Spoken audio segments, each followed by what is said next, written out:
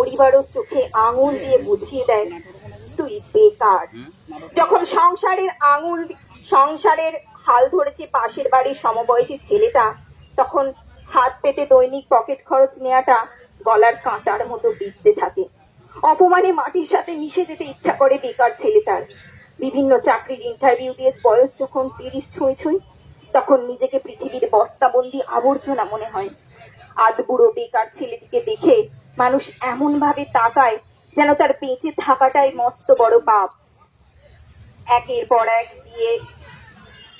বিয়ে ভাঙার যন্ত্রণা আর পরিবারের বাড়তি চাপে প্রেমিকা যখন সব আকুলতা ঠেলে দিয়ে জিজ্ঞাসা করে আর কতদিন, তখন বেকার ছেলেটার বুক ফেটে কলিজাটা ছিঁড়ে বেরিয়ে আসতে চায়।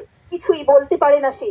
লজ্জায় ব্যর্থতায় একটা দীর্ঘশ্বাস বেরিয়ে আসে পাঁজর ভেদ করে। শেষমেশ একদিন কোনো ভালো চাকুরি এসে তার রাজকন্যার পুরো জগৎ দখল করে নেয় আর বুঝিয়ে দেয় বেকারদের ভালোবাসা পাওয়ার কোনো যোগ্যতা নেই। ছোটবেলায় বাবা মা মারা যাওয়ার পর সংসার চালাতে মায়ের হাতে দুটো চুড়ি জোড়া বিক্রি করে দিয়েছিলেন। তখন মা বলেছিলেন, আমার ছেলে আছে, বড় হয়ে কত ডজন চুড়ি গড়িয়ে দেবে। সেই মায়ের হাত দুটো আজও খালি। বেকার ছেলেটি পারেনি দুটো সোনার চুড়ি গড়িয়ে দিতে। শূন্য হাতে দুঃখী মা পৃথিবী ছেড়ে চলে গেলেন।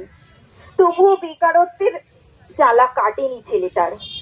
টিউশন মাস্টার নামে পরিচিত ছেলেটা চক্ষু লজ্জার বিসর্জন দিয়ে ছাত্রের মায়ের কাছে চলতি মাসের অ্যাডভান্স চেয়ে বসে বাবার ডাক্তার দেখাবে বলে।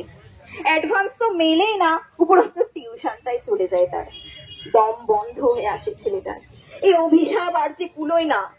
অগোছালো চুল, গাল ভর্তি দাড়ি, ঘোলাটে পোশাক, এলোমেলো চাল চলন, সেলাই করা জুতো, রিপু করা শার্ট, পকেট ভর্তি খুচরো পয়সা, চোখের নিচে কালি আর বুকের ভিতর আটকে থাকা নিঃশ্বাসের নামই বেকার। পৃথিবীতে বেকার ছেলেদের সন্তান, ভাই, বন্ধু, স্বামী হওয়ার কোনো অধিকার নেই। তারা চাইলেও এ অধিকার খাটাতে পারে না, কারণ তারা তো বাঁচতে চায়। তারা সবার থেকে মুখ লুকিয়ে বাঁচে। পৃথিবীতে বেঁচে থেকেও তারা জীবন্ত লাশ হয়ে থাকে। নিতান্ত তুচ্ছ মূল্যবিহীন এক পদবীর নাম বেকার। বেকারত্ব এক কালো অধ্যায়ের মতো। রাত শেষে ভোর কিন্তু ঠিকই আসে। তাহলে বেকার ছেলেটা একদিন নিজের পায়ে দাঁড়াবে, এই কথাটা মানতে আমাদের আপত্তি কোথায়? জীবনে একটা কালো অধ্যায় এলে তাকে সমাজ পরিত্যক্ত ঘোষণা করে। বেকারত্ব কি আজীবন থাকে? যোগ্যতা থাকা সত্ত্বেও নামধারী বেকারেরা আজ ভর্তি দেশে। তাদের মনোবল আরো ভেঙে দিচ্ছে সমাজ, পরিবার, এমনকি কাছের মানুষজন।